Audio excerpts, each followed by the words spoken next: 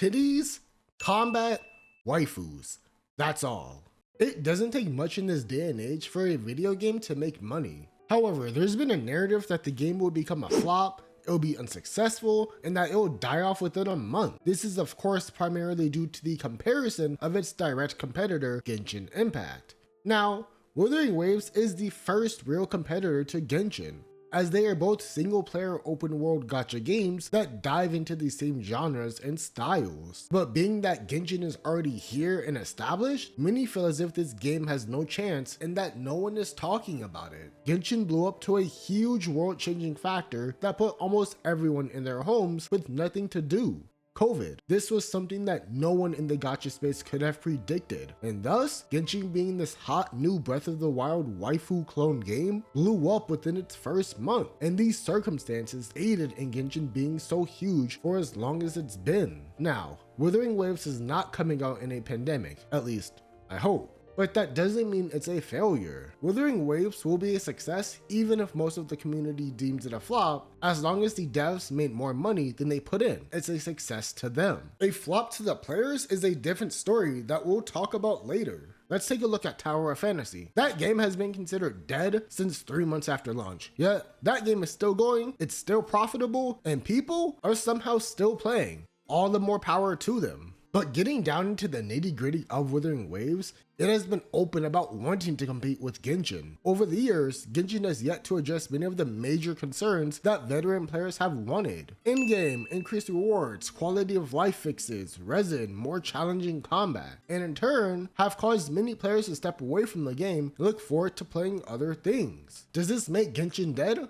Of course not. Genshin has its dry patches, but as long as the money comes in, that's all that matters to MiHoYo. Now enter Kuro Games, the people behind Wuthering Waves. They've implemented from day zero features that Genshin players have been asking for years. 240 resin, actual endgame, a deeper combat system, better rewards. It's even taking inspiration from Pokemon and having its own system integrated as a core part of its combat. Kuro Games have also made their game's difficulty adjustable. While there's no set difficulty button here, you're able to customize your experience and make the game as hard or as easy as you want it. While some may say that that's the case for Genshin, the game is set up in a way if you throw random offensive stats on your DPS and random supportive stats on your units, you will be able to clear 99.9% of the content, especially with how strong the elemental reaction system is. Kuro Games have made a gacha game where if players want a challenge, a more dynamic feel to movement and combat, and more hardcore opportunities, it's there. Now, will it flop for players and be dead after a few months? I don't think so. I think once the initial hype dies down after a month or two,